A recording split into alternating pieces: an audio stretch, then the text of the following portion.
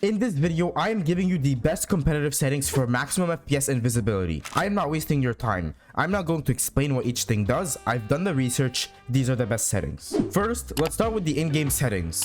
Enemy highlight color. Yellow is by far the easiest and many other pros use that same color. I've tried purple, obviously the default, but yellow is official for me. Raw input buffer. Turn that on. This makes sure that your operating system doesn't affect your mouse inputs. Have map rotate on fixed. Fixed orientation based on side. Keep player centered, you must have this off. This will allow you to see the entire map rather than a portion. Minimap size is personal preference, just don't have it too big or too small. Make sure it is easy to view. You can copy my values here. Scroll down and make sure show corpses is off. This way, full dead bodies won't be shown and you can see more easily, especially guns on the ground. Show blood is a must to have on. This can allow you to see if you headshotted someone through a wall or box. The blood will splatter and you will see it when you land the headshot. Network buffering, make sure that is set to minimum. Show bullet tracers. Personally, I have it set to on, but you can take it off. This can make it easy to see enemies, and it only turns off your bullet tracers, not the opponent's. If you want the broken ethos crosshair, I will leave the code in the description. Moving over to video settings. Display mode should be set to full screen. I have mine on that when I'm playing. For the FPS, I just have mine set to my monitor's refresh rate.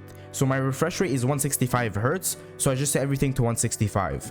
However, if you have lower Hz like 60, I recommend allowing your PC to have higher FPS since this will make your game way smoother. Limit FPS, always turn that off and set the maximum to something like 165 to 200, even if you don't have high Hz monitor. The reason you would want to limit your FPS to a specific value is to prevent fluctuations. For example, if your FPS is always going from 60 to 150, up and down throughout the game, you will experience some stutter since that is a huge drop going from 150 to 60. Having consistent FPS like 100 all the time is much better. NVIDIA Reflex Low Latency, set that to on plus boost. Next, we have graphics quality. This is not just for FPS, but rather for visibility.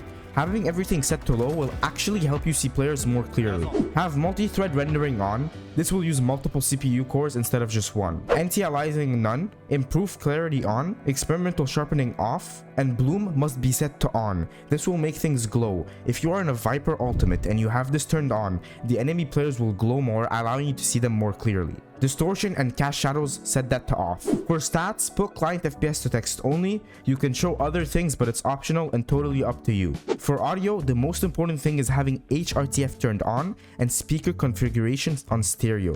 I personally have menu and lobby music down to 0. For the overall volume and sound effects, you can play around until you find the most optimal level for you.